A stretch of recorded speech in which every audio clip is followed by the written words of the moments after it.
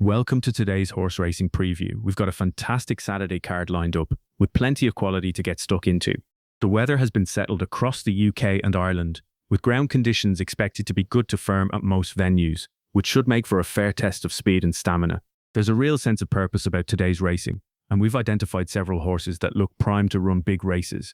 Our first stop is Gowran Park for the 1340, the Irish EBF Auction Series Fillies Maiden. This is a valuable contest with a prize fund of over €14,000. Salisbury is the horse trading at the top of the boards, and for good reason. Trained by Joseph Patrick O'Sheen Bryan and ridden by Dylan Brown McMonigal, she sets the standard with a racing post rating of 90. This puts her a significant 6 points clear of the rest of the field. She was a runner-up at Down Royal just 6 days ago, showing she is in peak physical condition and ready for this quick turnaround.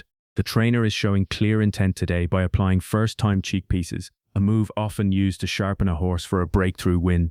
In this field of 11 runners, her experience and the high strike rate of her yard at this venue make her the one to catch. She ran perfectly well against rivals from much more powerful yards when beaten a little over 4 lengths at the Curragh previously, and a low draw today affords her the opportunity to adopt a nice position early on. While newcomers like Diamonds and Dames and Spectralite warrant a market check, Salisbury's proven form is the benchmark. Next we head to the Knavesmire for the 1435 at York. This is the Group 2 Sky Bet York Stakes, contested over 1.25 miles with a prize fund of over £93,000. Royal Champion is the benchmark here. Trained by Carl Burke and ridden by Clifford Lee, this 8-year-old is a true international money spinner for his connections, having run massive races in Bahrain and Riyadh, including a Group 1 victory. He is a course and distance specialist who actually won this very race 12 months ago. With a racing post rating of 124, he is the clear form pick. With only 5 runners, there is nowhere to hide, and the long York Straight will give him every opportunity to use his massive stride. The ground is good to firm, which are his peak conditions, and the Carl Burke yard is always a force to be reckoned with on their home turf. He faces a challenge from the Dante winner Item, who found the soft ground and trip counterproductive in the Derby and may bounce back today. However, Royal Champion's experience at the highest level makes him the one they all have to aim at.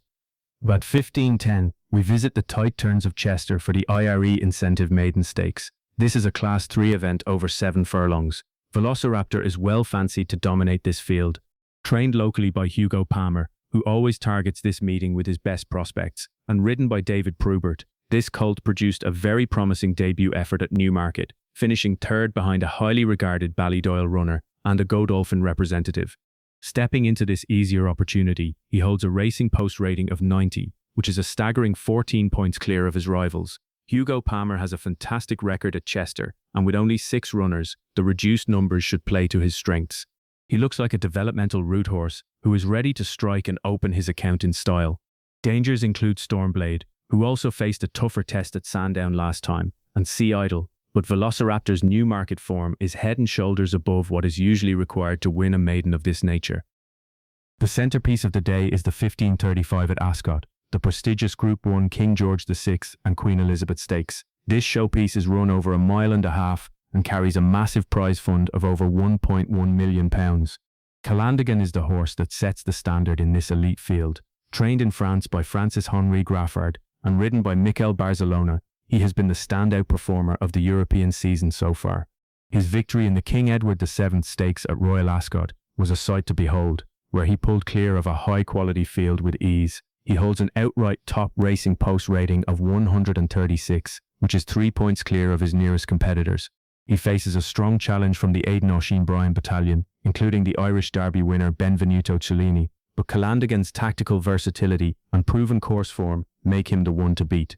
He didn't appreciate testing conditions in the Coronation Cup previously, but his brilliant win in the Grand Prix de St. Cloud proved he is a more durable animal than he was a year ago. He is also closely matched with the Japanese raider Masquerade Ball on their Japan Cup form, but returning to the scene of his greatest triumph at Ascot, Calandigan looks primed for a big run to cement his status as the best middle-distance horse in training. Finally, we move to the evening action at Salisbury for the 1815, the British EBF Novice Stakes over 6 furlongs. Sierra Belle is the one they all have to aim at in this 4-runner field. Trained by Ralph Beckett and ridden by Hector Crouch, this daughter of the legendary Franco showed immense talent on her debut at Newmarket 2 weeks ago. Despite a slow start that likely cost her the race, she finished a very strong second, beaten only by a neck.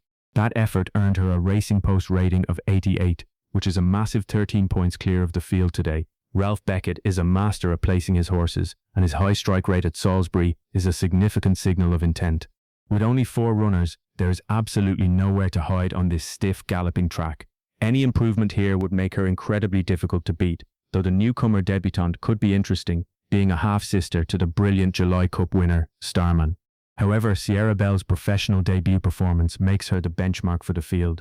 She looks like a high-intent selection in a small field, and is expected to go one better today to continue her upward curve. Oh, and I almost forgot. Don't forget to subscribe to my channel, it's completely free, and click on the like button if you enjoy what I do. Thank you.